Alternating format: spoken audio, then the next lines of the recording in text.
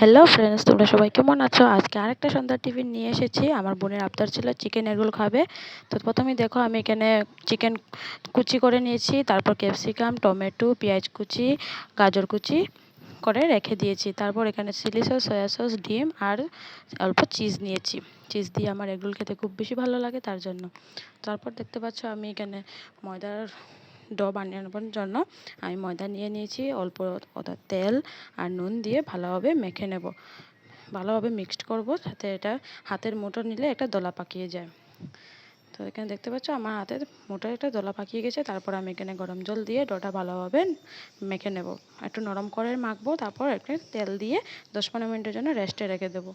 তার মাঝে দিয়ে আমি এখানে আগে চিকেনের পুরটা বানিয়ে নেব। অল্প তেল কড়াইতে দিয়ে তারপর চিকেনগুলো দিয়ে দিয়েছি। হালকাভাবে ভাজবো, চিকেনগুলো বেশি ভাজবো না। তারপর দিয়ে দেবো আমি গোলমরিচের গুঁড়ো, অল্প নুন, আর একটু আমি স্পাইসি খেতে ভালোবাসি, তার জন্য লঙ্কার গুঁড়ো, হলদের গুঁড়ো দিয়ে আর গাজর ক্যাপসিকাম দিয়ে অল্প নেড়ে অল্প সময়ের জন্য রেখে দেবো ঢাকনা দিয়ে। বেশি সময় রাখবো না, সবজিগুলো বেশি সেদ্ধ হয়ে যাবে। অল্প অল্প কাঁচা কাঁচা খেতে ভালো লাগে। তারপর আমি এখানে একটু ম্যাজিক মশলা দিয়ে দিচ্ছি। ম্যাজিক মশলা দিয়ে খেতে খুব ভালো লাগে, তার জন্য।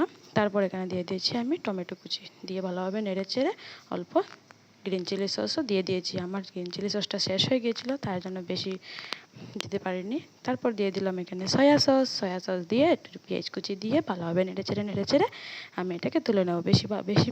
বেশিক্ষণ নাড়বো না, অল্প অল্প কাঁচা কাঁচা রাখবো, তাহলে খেতে অসাধারণ লাগে। তারপর এখানে আমি এগরোলের জন্য ডিমটা দিয়ে দিয়েছি তাওয়াতে। আগে থেকে ডিমটাকে ফাটিয়ে তারপর এটার মধ্যে অল্প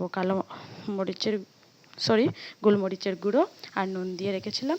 তারপর এটা ওপাশ করে ওপাশ করে দিয়ে দিয়েছি, যাতে দুদিকেই অমলেটটা লেগে যায়। তারপর আমি আরেকটা বানিয়ে নিচ্ছি। এখানে সেম প্রসেসিংয়ে রুটিটা ওপাশ দিয়ে দুপাশেই অমলেটটা লাগিয়ে নেব, যাতে দুদিকেই একটা অমলেটের স্মেল আসে। এভাবে ভেজে নেব। তো আমার একটু ক্যামেরাটা নাড়াচাড়া করছে, কারণ আমি একা হাতে দুটোটা করছি, তার জন্য। তো দেখো আমার সবগুলো ভাজা হয়ে গেছে রুটি। তারপর আমি এগুলো যেগুলো ভেজে রেখেছিলাম আগে থেকে, এগুলো দিয়ে ওপরে কাঁচা পেঁয়াজ দিয়ে দিয়েছি আর অল্প চিজ দিয়ে দিয়েছি। আমার চিজটা মেল্ট হয়ে গেছিলো, কারণ আমাদের ঘরে কারেন্ট নেই, দুদিন থেকে কারেন্ট খুব অসুবিধা করছে, তার জন্য এটা মেল্ট হয়ে গেছে। তো তারপর আমি এখানে চাট মশলা দিয়ে এটাকে একটা কাগজের দিয়ে র্যাপ করে নেব।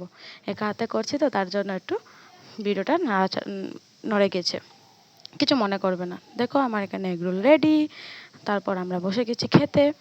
তো আমার বোন আমার সাথে খাচ্ছিল, কিন্তু আমি ওর ভিডিওটা আর নেওয়া হয়নি, আমি একা হাতে ভিডিও করে নিয়েছি।